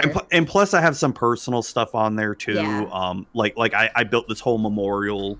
I remember. I've seen it. Yeah, that's pretty cool. So I wouldn't want to get rid of that and all that. So, yeah. So the next game I'm going to talk about, I'm going to save my number one for last. Okay. Next game I want to talk about is Ghosts of Tsushima. Yeah. How was that? Oh my God. If you are a fan of anything samurai related, like if you love samurai films and samurai shows, samurai culture and all that, this game is freaking amazing. It is I will say the gameplay can be a little repetitive at times, especially near the end of the game. In terms of like the gameplay loop of what you got to do to get stuff done. But the whole combat system is amazing with the sword fighting. The story was amazing. It's like I said, it's nothing groundbreaking, but it's your sort of traditional samurai story. Cool. And it was just great. Just great. Yeah. I can't explain anymore. Like, if you love anything relating to samurai culture, this game is for you. It is amazing. I heard the story was good, and I wondered about that one. So I might story like made me cry and all that. It was so good. I have to play it. I have to play it. Okay, I have to play it. And I will say the game is hard too. Like, oh shoot. Well, you can put it on easy, but I will say even it being on easy can be a little bit hard because I like what they do where you have to learn different sword fighting styles, and you can die really quickly because they tried to make it as accurate, real in a sense, especially near the beginning. Like, near the beginning of the game, you're gonna die a lot because it's hard to master all the weapon fighting, and you have to be precise in it. But once you get the hang of it, it's fun. Ooh. Like, if that doesn't interest you, if it's too hard, then I'd probably just watch like a YouTube video of just the story and all that. It was so good. Yeah, you could probably watch that. Yeah. I don't like difficult video games. Like, when I play a video game, like even The Last of Us, like I played it on story mode and I still struggled sometimes. I mean, I'm not playing a game to like be tortured. I want to play a game to see the story. So I don't know. No, I know what you mean. I know what you mean. So that was Ghost of Tsushima, and that game, I did everything you could in that game, and I got addicted to it. Like, wow, just sit down there for hours, and plus the scenery is gorgeous because they tried to recreate this island in Japan as closely as they could. Cool. And it's gorgeous. So my next game that I'm going to talk about, my all-time favorite game of this year, was a game that I'd been waiting for, just like you, for a long time because it was announced a long time ago. Yes. Final Fantasy VII Remake. Okay, but it's a remake, though. No, it is, but it is a completely different game. Oh, okay. Is it? So, yes. Oh. So I will preface this in saying that if you have never played the original, there's going to be certain parts of this remake that are not going to click as much to you. I don't want to get into spoiler territory with this because I will say that it is very similar to the original game, but it is completely different at the same time. Okay. And it was the most amazing RPG experience I've had in like a couple years. Wow. It was great from start to finish. Everything amazing about the game. And even if like I said, I feel like for people who've never played the original, they're probably not going to be into it as much. Yeah. But it's still really, like, the voice acting is on top. Like, the lady who does the voice of Aerith, her name's Brianna White, and she's got her own YouTube channel and all that. And she is like the most wholesome gamer you can ever find. She just, it's amazing. You need to check her out. Okay. Cool. But it was great game. Like, even though it's only, what is it? The game took me about 50, 60 hours to beat. And it's only like part 1 of the game. Oh. It was amazing from start to finish, and I'm gonna be replaying that game again. Wow. Okay. Yeah. Sure. I've never played any Final Fantasy games. I've just never gotten into them, but I mean, I know they have such a huge following. People love them. So yeah, and each one is different too. Like, each one's got their own set cast of characters and all that. Like, some of the games do have sequels, but like each numbered game is a standalone game. Gotcha. Yeah. Cool. Well, that's fun.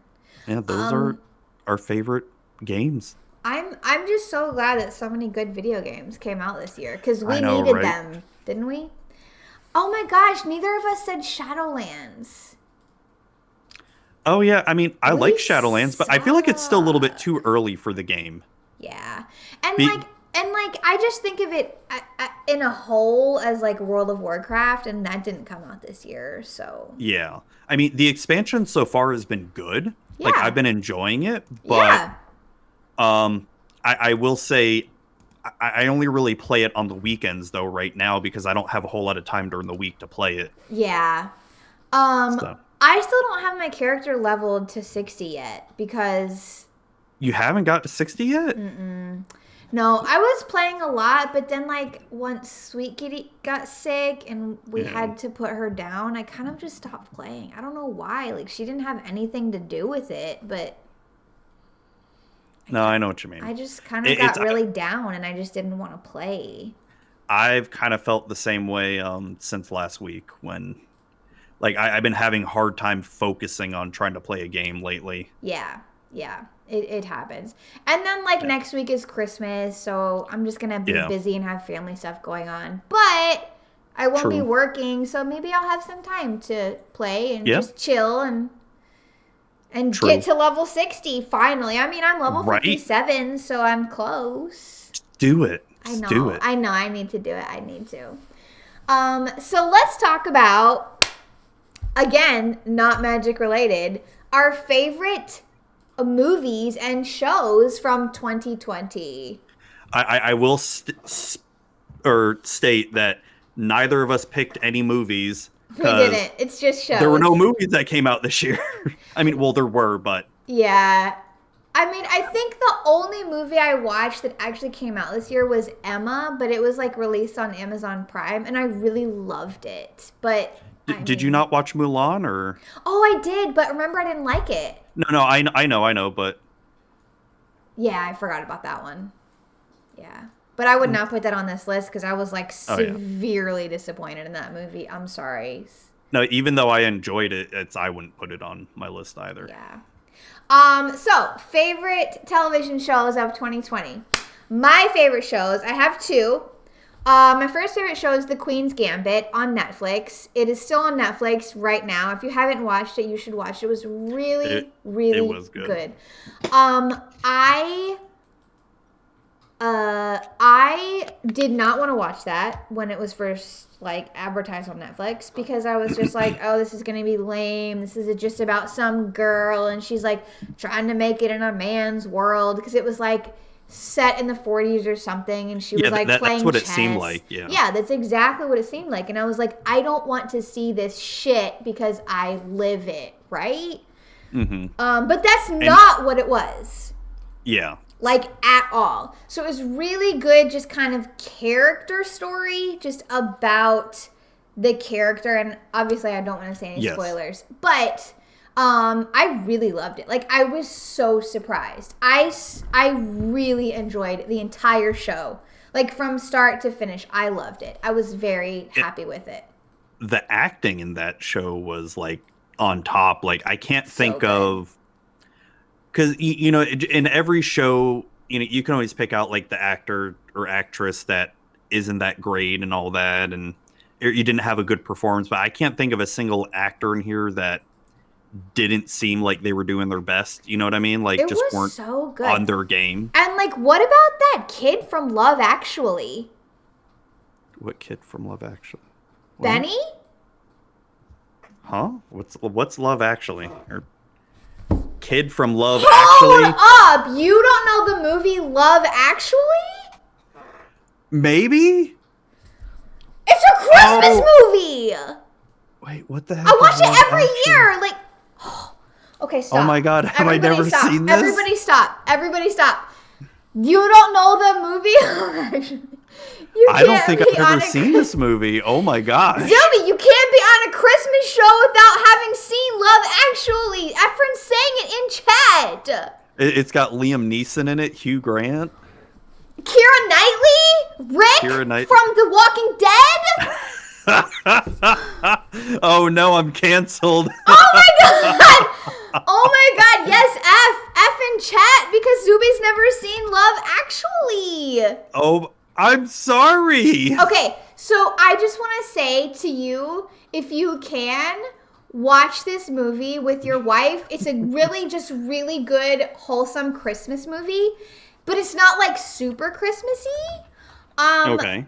But like seriously, watch it. It's so good. It's a classic. Like I watch it every single year.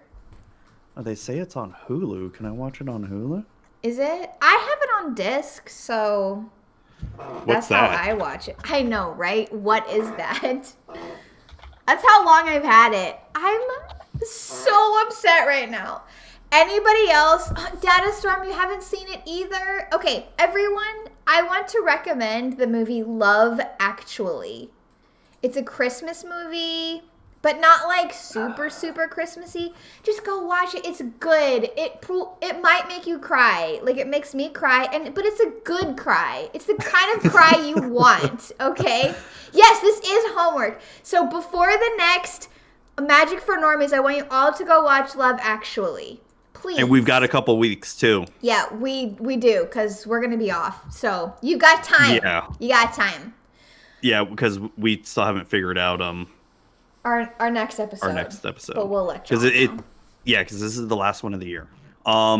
Zuby is the worst. Yeah, I know.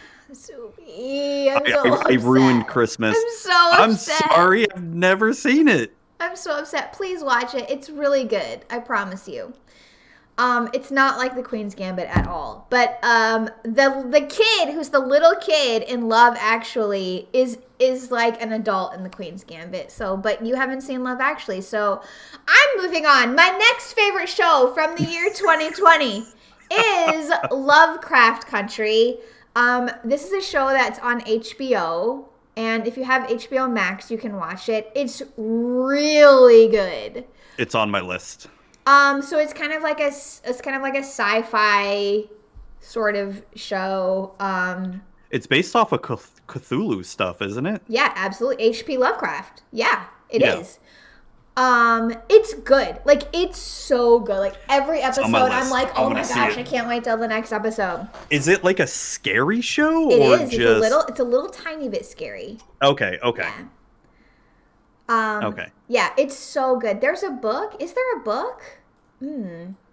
Oh, nice. It's really, really freaking good. So I recommend y'all watch that, and also watch The Queen's Gambit.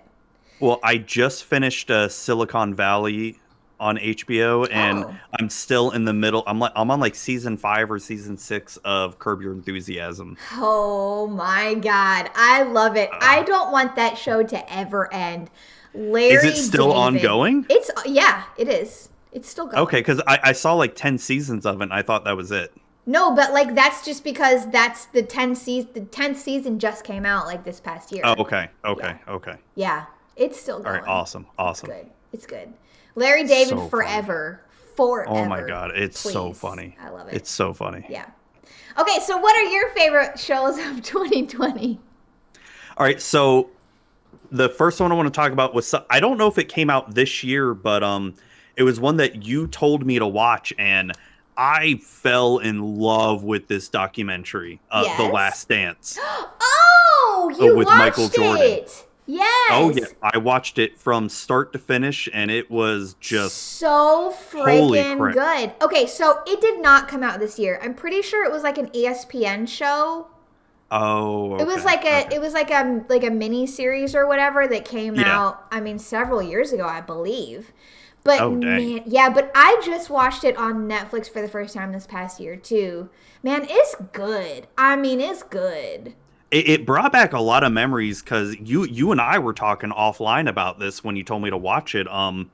It was, because I remember you telling me you watched a lot of Michael Jordan's games back in the day, and and I've never really been into basketball, but when he played, that was like you had to watch. So good. You just and then of course with Space Jam, with being a kid at the time when Space Jam came out, watched that movie 5 million times, and then just watching him play basketball, just holy shit. And watching this documentary made me appreciate not just him but the entire team way more. Because I mean, it was pretty much him, what was it, Scottie Pippen? Yep. And Dennis Rodman were like the three famous ones. Oh heck right? yeah. I mean, and that's who everyone knew. But Yeah. it made me really appreciate the whole team of it under like as an older person and as an adult. Yeah. I guess right word. It was so interesting to just like hear all of this behind the scenes stuff. And I've never been like super into sports or followed any sports whatsoever. But like I like basketball. I don't follow it, but I like it if and when I do watch it. So yeah, it was super interesting. Hey Dennis Storm, thank you so much for hanging out. Merry Christmas to you. I hope you have Merry Christmas. Hope you have a great night and a great week and a great rest of your year. So yeah. Yeah. Yeah. So yeah, that was a good one. I'm glad you watched it. Yeah. Oh my gosh. Yeah. I recommend it to anybody who is not just a basketball fan, but even if you're not you know nothing about Michael Jordan or whatever, even if you're not a basketball fan, it's just such a well-made documentary that it's about people. Yeah. It's good. It's good. For sure. So my other favorite show of this year, and it's basically the show that has completely rekindled my entire love of Star Wars from when it first came out last year, and that's The Mandalorian season 2. Yeah. I love it. It's exactly the kind of Star Wars we need right now. Something that's more small scale that's happening, and it's not, oh my gosh, it's the end of the world, the end of the galaxy stuff happening. Yes. It's small scaled. It focuses on smaller people and all that, and it's basically a spaghetti western. That's what it is, and that's what I love about it. I've really been enjoying it too, and I haven't seen the newest episodes, and obviously we're not going to say spoilers on this show because this is a spoiler free show. But I've really been enjoying it too, and I agree with you. I like that it's like smaller scale, and it's just kind of like each episode is kind of its own little thing. I mean, there's like an underlying story, but it's not like the whole universe is imploding sort of thing. And what I really like about it that it does, and they do this in the first season, they do a little bit more in the second season without spoiling anything, is they start to try to connect the gaps between episodes 6 and 7 in the movies. And it could be just a simple line they say, or you see something in the background that sort of shows like, okay, so this is how this happens from 6 to 7, and of course I would die for Baby Yoda. That's what Baltan just said. The child owns this show so hard. Like, of course. We would all die for Baby Yoda.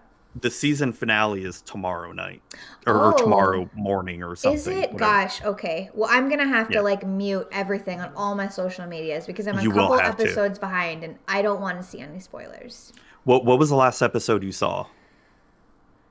I haven't seen the one from last week yet.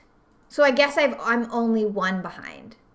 So you saw the one where Ahsoka Tano comes? The dual wielding lightsaber chick? Yes.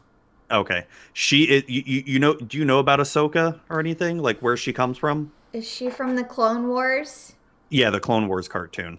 Yeah, I mean kind of, but not really. I'm not like a super entrenched Star Wars fan. Oh no, and it's fine.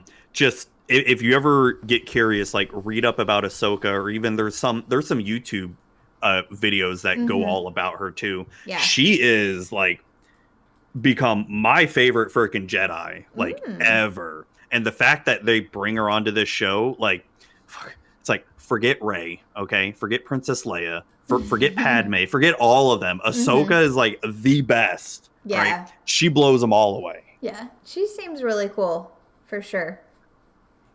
And she's getting her own TV show too now. Oh, I saw that. Gosh, so much stuff happening next year with Disney in general. I know, right? I mean, what the heck? How are y'all even doing this? We're still in a pandemic, right? Money. Okay. Your parks aren't making money, so we got to make money somehow. How? Right? Sure. Jesus.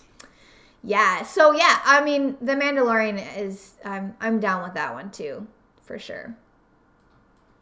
Oh, that's right. Ahsoka was hated on so hard during like the season 1 of Clone Wars. Yeah, because they wrote her to be pretty annoying. But she definitely grows as being a better character as the series goes on. That's cool. That's good. I like some growth in a character for sure. Yeah. So before we get into our games, we have another quick little thing, goals for next year. Yes. And I came up with one, and I was just trying to think of goals for the podcast, right? And I know you already sort of came up with one, for us to get a preview card. But if things get back to normal and the vaccine, is all good and we all get it, whatever, or whatever it looks like, shape up, I want us to do like an in-person Magic for Normies show.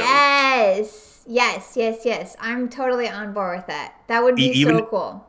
Even if it's not at a Magic Fest or something, if they bring back cons or something like that, then we tell all our normies to, this is where it's happening. Yes. Normie Fest. Yes, Normie Fest.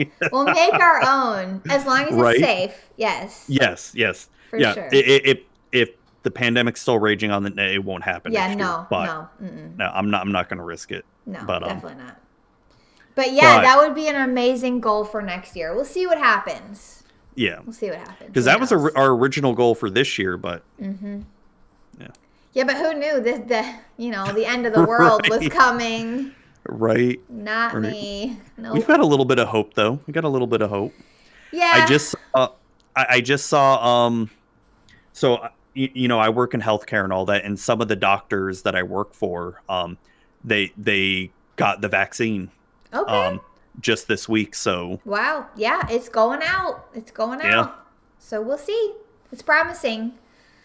Hoping for a better 2021 for sure. Hopefully. Yeah, we will see. So let's play our party games. Let's do it. Yes. All right. You want to explain the first one? Okay. So this first game, we've kind of done something like this before. We are going to be rating Magic the Gathering character, and we've done this in the past. We rated. What do we rate? Rats. We've done rats, vampires. Did we do vampires? Did we do angel? No, we didn't do angels. We did goblins. Oh, we did goblins. That's right. Okay, so tonight. Pitties. Yes, that's right. Tonight we are rating elves because elves are a Magic the Gathering character type. But our caveat for tonight, since this is our holiday episode, is how well these elves would be as Santa's elves in the workshop making toys for all of the good children. So this is going to be a good one. We're rating elves on how good they would be in Santa's workshop. And I had to look at every single elf, and there were definitely a lot of elves I didn't even know existed out there in Magic. So, and these are going to be in no particular order. Yeah. So we're going to rate from 1 to 10. Like 1 is your terrible elf. You would like give kids razor blades or something. And 10 is like 10. This is not Halloween candy, but you know what I mean. 10 is like you're the perfect Santa's elf. Okay. Yeah. All right. So you ready for me to share my screen? Yes, I got you. All right. I got you. Here we go. Wait, hold on. All right. I gotta click it. Got it. Okay, here we go. We're ready. All right. So the first one, Caller of the Claw. It is a 2 and a green elf with flash. When this enters the battlefield, you put a 2/2 green bear creature token on the battlefield for each non-token creature put into your graveyard from the battlefield this turn. Okay, so this is an elf wearing a bear costume. Yeah. I'm terrified. I mean, I think he would give the children a lot of teddy bears that might be alive or skinned. I'm rating this elf as a number 3 in Santa's workshop. I can see that. I'd probably say a 3 or 4. Yeah, it's kind of scary. Kids aren't going to like that. No, true. Yeah, no. This is not a good Santa's elf. Oh my god! I figured you'd love some of these. And you said elves, so Karazda Guildmage, a Golgari Elf Shaman. Oh God. You got to remember, Golgari Elves in Ravnica, they deal with all the trash and sewage and all that. Yeah, this thing is like down in some tree roots, like with moss growing on its shoulders. This elf is getting a 1 from me. Right, a 1. This would just terrifying. This would give kids like venereal diseases. I mean, look, it has like completely black eyes. Like it looks like a demon. It's terrifying.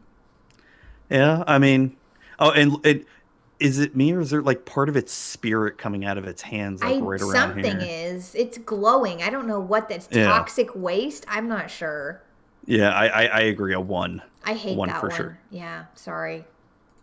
Elvish Doomsayer. Okay, Elvish Doomsayer is kind of scary, but less scary than the previous elf. Ooh, yeah, okay. I think this elf would be I think this would give kids like, how to sacrificial kits, like how to summon your local crossroads demon. Sacrificial kits. That's what it looks like to me. Like, hey kids, this is how you sacrifice a goat. Yeah. I'm gonna be really generous and rate this one as a 5. I'm gonna say a 3. Okay. I mean, its eyes are glowing, but they're glowing purple, so it's not super scary. It's only mildly scary. You're right. It's not that serious. It's just the name, the Doomsayer. Sure. Right. And her posture is like, what is up, lady? Either she's gonna summon something or she's trying to front with you. Yeah, exactly. What, motherfucker? Hey, kids, welcome to Sacrifice for Normies. Oh, God. I love it. I'm scared. Oh, my God. Yeah. All right. Eye Blight Assassin. Okay. She has just killed a goblin, and she's wielding a bloody knife. But if you take those things away, she looks pretty friendly, just on the outside. So, well, either the artist didn't draw her eyes or her eyes are just black like that. Okay. We're gonna give her a 6. What kind of toys do you think she'd give out though? Like murder kits or something? Yeah, like daggers? like a little kid's like I don't know, bow and arrow, like things to like hurt other kids with. They're not supposed to hurt kids, but they end up hurting kids. She gives them the equivalent of was it from the Christmas Story? The Red Ryder BB gun. Yes, exactly. Yeah. And the kids are all shooting their eyes out. Yeah, for sure. So what did you say? You rate a 6? Yes, you said? A 6. I'd rate her about a 4. Oh wow. Okay. All right. Abomination of Llanowar 1. Zuby! Yes, 1. This looks like a zombie. You said elves. It's scary. Hey, Andy, thank you for sending the raid thank you, over. Andy. Hey, everyone. What's up? Hey. We are rating elves right now to see how good of Santa elves they would be. Yeah. We're rating Magic the Gathering elves on how good they would be as Santa's elves. I mean, and Abomination of Llanowar would not be good at all as Santa's elf. No, we're rating this one as a 1. That's the lowest rating you can possibly get. This would just give children nightmares. I mean, I'm not a child, and I'm going to have nightmares. I mean, look at this card. It's terrifying. Yeah. This would give a lot of kids future therapy sessions. That's one card with a whole factory worth of elves. The efficiency is amazing. I mean, you're not wrong, but... That is true. That is true. That's terrifying. All right. Coiling Oracle. That's an elf? A snake elf druid. Oh my god! You picked all of the creepiest ones possible, didn't you? There's some good ones in there. Okay, I think. Okay. Maybe. Yeah, this is getting a 1. I'm getting another 1. I mean, this thing is a snake. It has a snake body. I think I liked what I'm gonna Marvin. I'm just gonna say the Marvin part. I can't pronounce the first part. I'm sorry, Marvin. It's svelte. Svelte? Okay. Uh-huh. All right. So what Svelte says about the Abomination of Llanowar, like how efficient it would be, I feel like Coiling Oracle would be very efficient because it's a snake body. They'd go fast. And then, I mean, I say a 2. Okay. Baltan says it would not have fun in the North Pole, which is valid. Like, snakes need warm weather. That's true. Yeah, that's it true. would suffer. It would just suffer. Poor thing. Well, Santa's magic, so he'll just... Yeah. I hate it. It's getting a 1. It's getting a 1 from me. All right, now this is a pretty one, okay? Okay. Color of the Untamed. Okay. It's a pretty looking elf with Yes. some awesome tigers. Yes, she looks very nice. And compared to all of our other trash elves, like, she's... Trash? Yeah. She's gonna get a 9. She's gonna get a 9, which is the highest possible rating, just below being absolutely perfect for Santa's workshop. I agree with a 9. Yeah, she would bring her pet tigers. Yeah. And the tigers, just as long as they're not hungry. Good, they're not hungry. They'll be good and not eat the regular elves. Elf Carol Baskin. It's true. Elf Carol Baskin. True.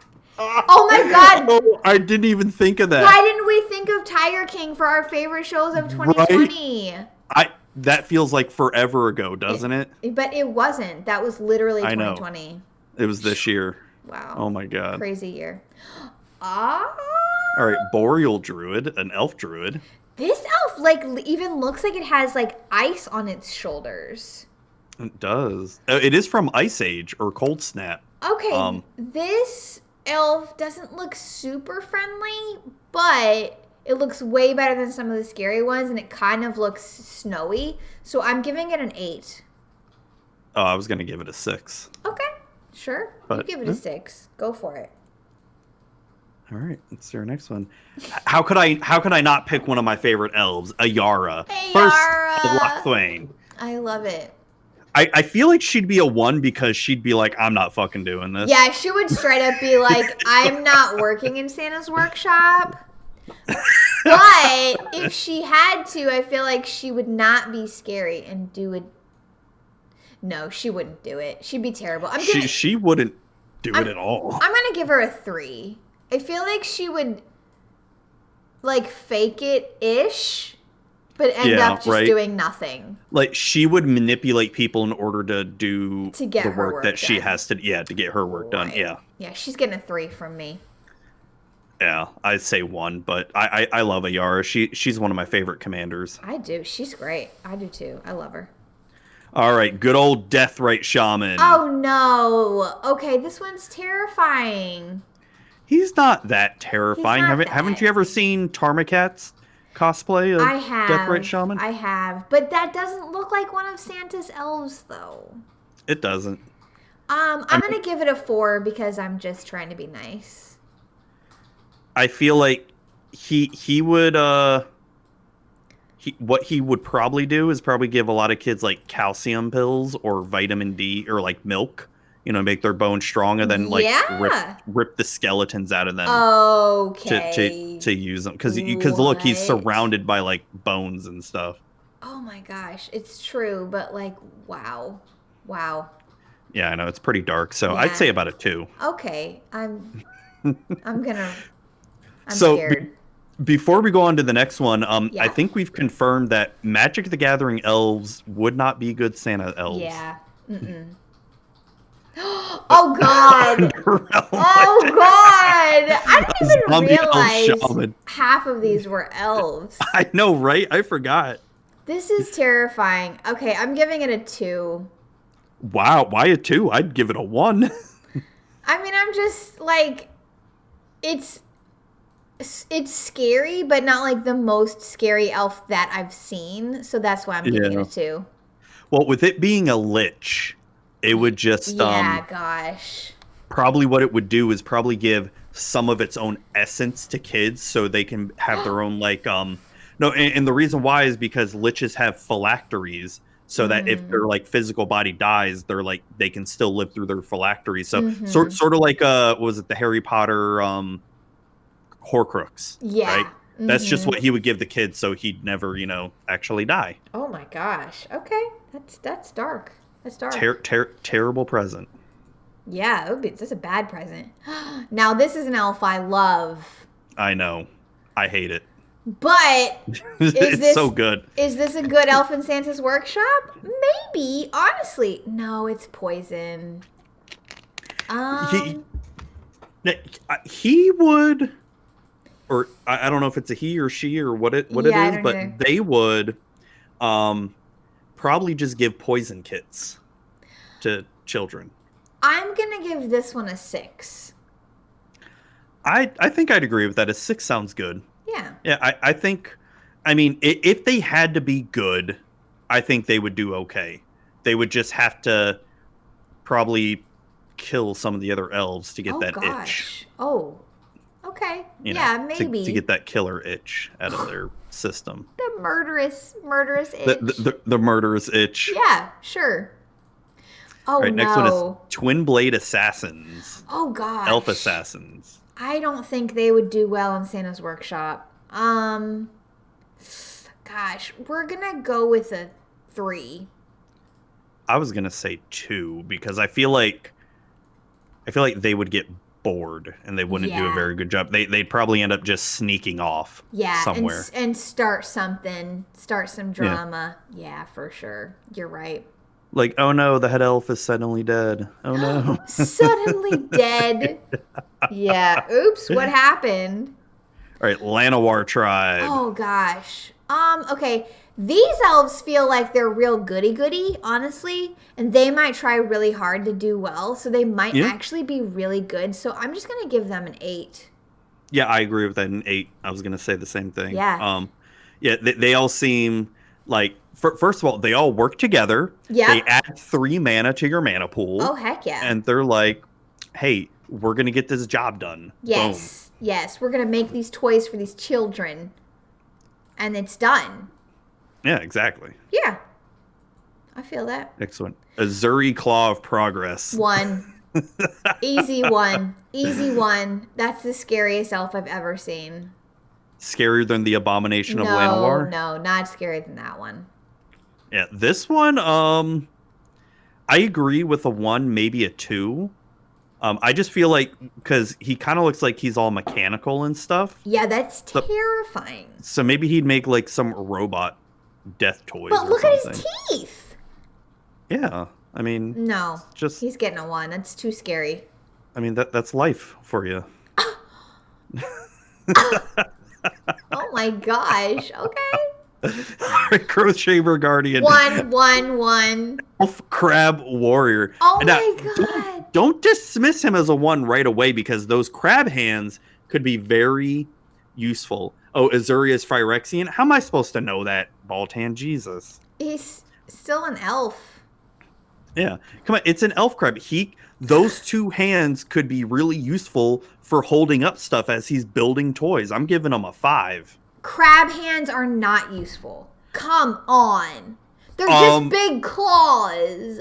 If you need to pick up something, it's perfect for it. Like, what if he's got to pick up, I don't know, something, and he doesn't look evil. He's got a 5. You're giving him a 1. He does look evil. He's getting a 1. Pixie would know. I do not have crab hands. All right, we got Prime Speaker Vanifar, the Elf Ooze Wizard. I'd give her about a 6, only because I feel like she'd ooze everywhere, all over the toys. Probably. I'm gonna go with a 7. Yeah. Chat's saying, why you hating on crab hands? Come on. They're just not super useful. They're not as good as 5 fingers. It's not to manipulate stuff. It's to hold stuff. I don't see how that's very helpful. Sorry. Fine. So you said a 7 for this one? Yeah. Oh, okay. I mean, she's getting a higher mark just because she's not scary looking. And all the other elves are. I feel like she would just make a mess of all the toys because of her hands and all that. They just get slime all over them. I mean, yeah, possibly. Wow. Crab hands are not useful. You'll eat your words when he helps you with freeing your bike after you lose your bike lock key. It's true. It's true. Oh man, crab hands have all the important opposable thumb. Oh. Oh man, you've angered the chat over there. I'm sorry, Baltan. Oh my god. Right, deranged hermit Oh gosh. I with mean, all the squirrels. 3. A 3? Yeah. I mean, our squirrels could do stuff, right? Yeah, I'd give it about a 4. The only thing I'd be worried about though would be all the squirrel droppings that would get in the presents. Yeah, and I'm concerned whether or not she has clothes on. Is this a she or is, I don't know. They I no don't idea. know. Yeah, I guess I really don't know. Yeah, they yeah, the lack of clothes would be disturbing and be very Yeah, I don't cold know up how in that the would north. be accepted in Santa's workshop. Yeah, Santa would be like, sorry, you Yeah. got to put on clothes. Yeah, I don't And know. your squirrels, that's against OSHA regulations. Yeah, little Little vermin shit eaters. running around. I don't think They, squirrels eat shit. Come on. well, they'd get into all the nuts. Well, Like sure. how many more do we have? Okay, yeah, we still got more. We got Tolsimir, friend of wolves. Oh, I he's think an elf? yeah, I think he'd do Uh-uh. well.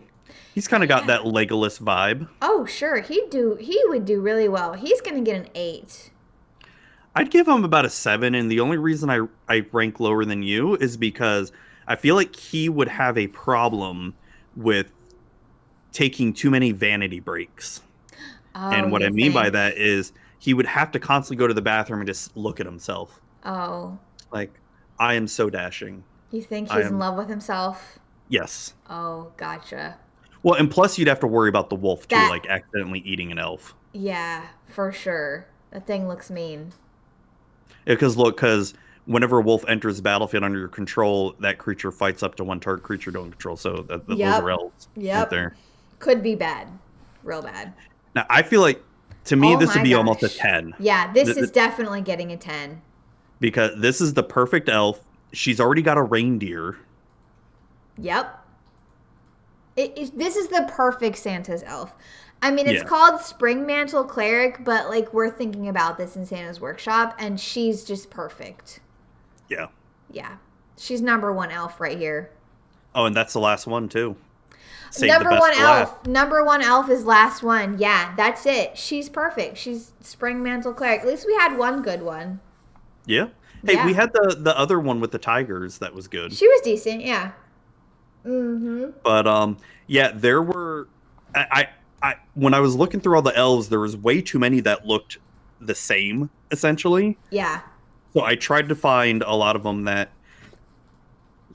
had, different art styles and all of them. You succeeded. You found them. They were different. That's for sure. I'm glad you enjoyed, especially the abomination Very of Llanowar. Your reaction, I was waiting for that. That was terrifying. Who Oh, knew there I were love it. so many like super scary elves? Honestly. Right. Yeah. So that was a fun game. Yeah, that was fun. We've got one last thing though. We do. Tell us about And- it. So there was a little Twitter thread going around about make yourself into a Magic the Gathering card. Mm-hmm. And we both kind of did that. Some people may have already seen my card Yeah. already, so I don't mind going first, so you Sure. can sort of surprise us all. Yeah, sure. So let me share my screen again. So this is kind of like each of us if Yeah. we were made into a magic card based on like our play style. Yep. Yeah. So, like I said, am I showing up on the? Hold on. How do I make this big? Oh, got it. Here we go. Boom. This is you in a magic card. All right. So if you follow me on Twitter, you've already seen this. So I made, and this art, by the way, was made by the lovely Colin O'Clock. It's so good. Super awesome. It's So I made the amazing. card Power Word Zuby based off a sort of a play off of D&D. Uh-huh. And I cost 2 and then 3 blue. I'm an instant. I have split second, so you can't counter this or anything. Oof. counter target spell, activated ability, or triggered ability. Mana abilities can't be targeted. And so the perfect counter spell that cannot be countered. Wow. That's gross. And I love the flavor text here. Yes. So the flavor text is, some say that Zuby should have allied himself with Grand Arbiter Augustin IV, but others know the misery it would cause. And this was said by the great Baltan of Mercadia. I love it. That is so good. I love it. I love it. I love it.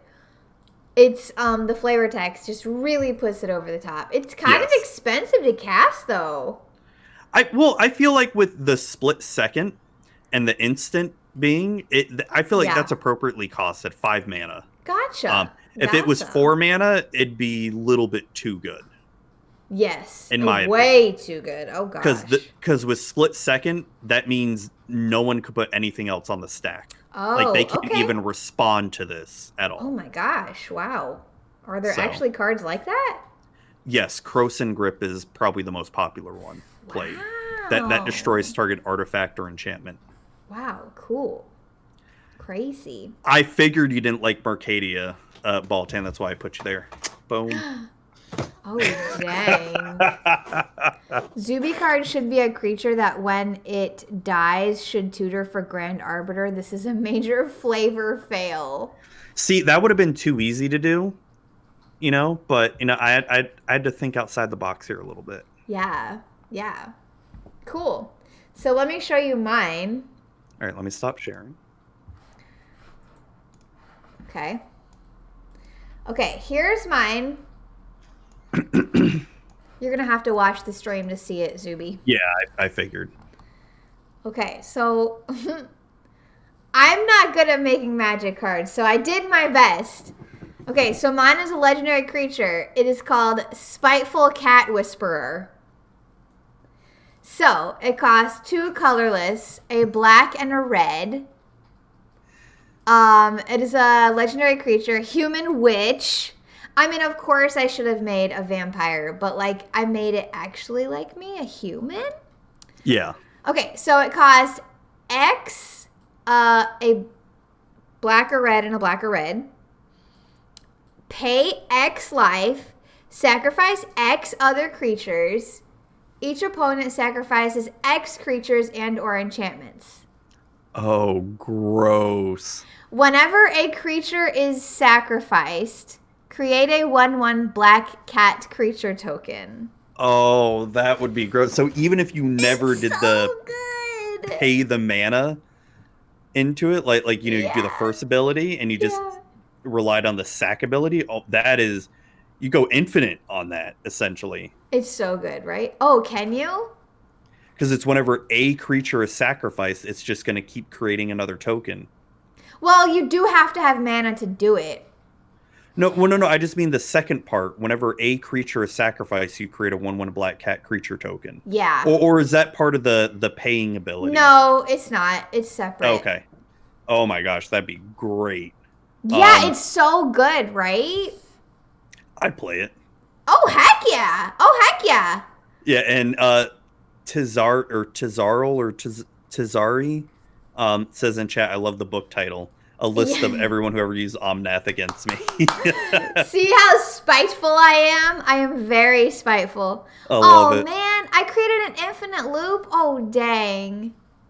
Well, the way to fix it would be whenever a non-token creature is sacrificed. Oh, gotcha. Great. Yeah. Yeah. But I mean, so even if it was just whenever a non-token creature is sacrificed, it's still good. Yeah. I gotcha. So I didn't make flavor text for mine, so I need somebody in chat to make me some flavor text. Yeah, what would be some good flavor text? Spiteful Cat Whisperer. Yeah, so I can fix this and make it non-token. That makes sense because most things trigger whenever. Yeah. A lot of things trigger whenever a non-token creature something happens to them. So that's pretty normal, anyways. Oh no, flavor text. Oh no. We'll have to think on it, and Yeah, I'm trying to think of something. We can discuss it in Discord as well. Yeah. Yeah. So that's my card. I love it. I love it. It was good, right? I know. I used to really love Orzhov, but like I am so into Rakdos now, like hardcore. Yeah. I've been. I mean, I still love blue, but I've been starting to dip myself more into like Sultai and stuff. Yeah. And even I've been dipping myself more into black too. Like mono black has been. I love it. I love that Ayara deck. It's just been so fun. Yeah, that is fun. Balton, I think it could be a quote from me or someone else, right? Yeah. For the flavor text. Yeah, there's Daisy. She's come to join us. Hi! Hi, Daisy! Oh, too bad my cat's not around. They could see each other. That would probably not end well. I mean, she's a scaredy cat, though. Prim is a scaredy cat. Well, so is Daisy, let's be honest. I think that's maybe all cats secretly. Yeah. Yeah. So I think that's it for our episode. We've talked we about got a lot over of stuff 2 tonight. hours. Yeah, holy crap. Yeah, we have been going on and on. But yeah, we had a really great holiday episode. It was fun. I had fun. Yeah, our last episode of the year. So I know. We talked about a lot of stuff, but we'll definitely be back next year. It's not our last episode ever. Oops, hold on. And we will make sure we let people know, obviously, the date of when we're coming back to. Yes, we will be back on a regular every other Thursday night schedule. Just the holidays, things get a little bit flopped around. That sort of thing happens. Mm-hmm. So yeah, thank you so much, everyone, for hanging out tonight. As always, we love you all. No, there's not going to be a New Year's Eve stream like there was last year, Efren. I think it's due to you couldn't do it. Yes, I cannot. And I can't remember if I'm doing something that night. I might be. So. Yeah. Last year we did do a special New Year's Eve stream, but yeah, I can't do one this year. So unfortunately, that will not be happening. But we will be back after the first of the year with our regular Magic for Normies as usual. Yep. Yeah. So let's send a raid over to somebody and see who is streaming. Who is streaming? It looks like Commander Social is streaming. Do y'all want to go see some Commander? Yes, let's go visit Ryan and Zach. Let's do that. Yes, we can go say hi to them. Have a great night, everybody. Have a really great holiday. Stay safe and stay healthy, and we will see you again soon, friends. Yay! Bye. And if we don't see you, have a good holiday. Bye. Yes, bye.